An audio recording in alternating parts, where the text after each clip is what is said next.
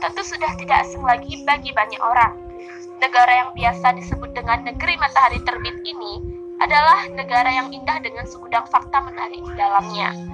Selain keindahannya, negara ini juga tidak luput dari kisah legenda, mitos, dan misteri. Salah satunya adalah kisah Yuki Onna. Yuki Onna secara harfiah berarti wanita salju, adalah sosok spirit atau yokai dalam cerita rakyat Jepang. Ia merupakan figur populer dalam sastra Jepang, manga, dan anime. Kadangkala ia juga disebut sebagai gadis salju, Yuki Musume, peri salju, Yuki Onago, sundang salju, Yuki Joro, kakak salju, Yuki Anesa, ibu salju, Yuki Omba, nenek salju, Yuki Mba dari Ehime, Yuki Furibaba dari Nagano.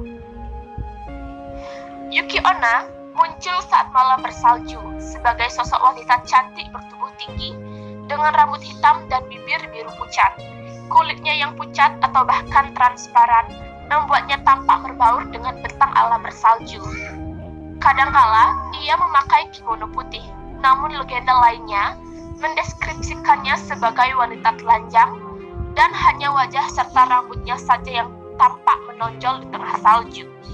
Meskipun tampak cantik, tatapan matanya dapat meneror manusia. Ia melayang di atas salju sehingga tidak meninggalkan jejak kakinya. Dan ia dapat berubah menjadi kabut atau salju jika merasa terancam. Menurut legenda, Yuki Onna yang dikaitkan dengan musim dingin dan badai salju adalah arwah seseorang yang tewas dalam salju. Di sisi lain, ia tampak cantik dan tenang, tetapi kejam saat membunuh orang yang tak bersalah. Sampai abad ke-18, hampir seluruh legenda menceritakannya sebagai makhluk yang jahat. Dalam kisah masa kini, sosoknya sering digambarkan lebih manusiawi, menekankan pada sifat hantunya dan kecantikannya yang sekejap.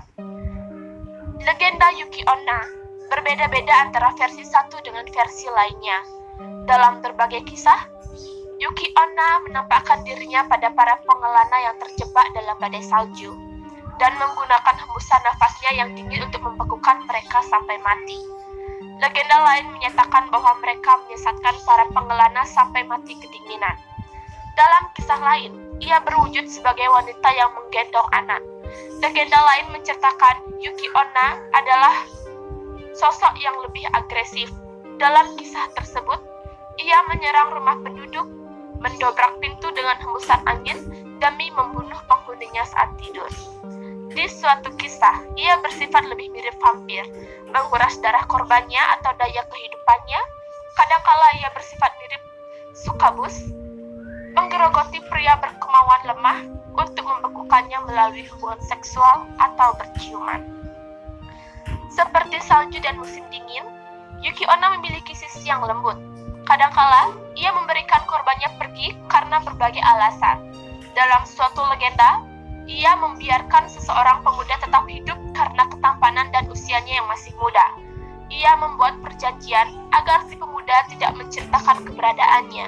Tetapi, di kemudian hari, si pemuda menceritakan pertemuannya dengan Yuki Onna kepada istrinya yang ternyata merupakan penjelmaan Yuki Onna.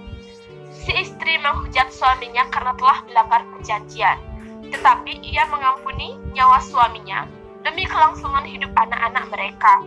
Namun, jika si suami berani menganiaya anak mereka, Yuki Onna akan datang kembali tanpa memberi ampun kepadanya. Untungnya, si suami merupakan sosok ayah yang sangat baik. Dalam versi lain menyebutkan bahwa Yuki Onna memilih untuk tidak membunuhnya karena ia menganggap suaminya tidak melanggar perjanjian. Yuki Onna bukanlah orang sehingga tidak termasuk melanggar perjanjian. Kisah Yuki Onna ini muncul dalam berbagai film, cerita, acara televisi, literatur, novel maupun manga, sehingga cukup populer di kalangan masyarakat Jepang. Demikianlah kisah tentang Yuki Onna. Yuki Onna ini memiliki beberapa versi dalam penceritaannya. Jadi, kalian bisa membacanya di berbagai sumber atau media yang kalian temukan. Jika ada beberapa kesalahan kata di dalam pengucapan saya mohon untuk memaafkan dan memakluminya. Terima kasih. Oke teman-teman, terima kasih karena telah menonton video saya. Kalian bisa mendukung saya dengan cara klik subscribe dan nyalakan lonceng notifikasinya agar kalian bisa mendapatkan notifikasi setiap kali saya membuat video baru. Dan kalian bisa memberikan saya saran dengan cara kalian DM saya atau kalian berkomentar di kolom komentar. Berkomentarlah sesuai dengan kebijakan dan privasi ya teman-teman. Terima kasih.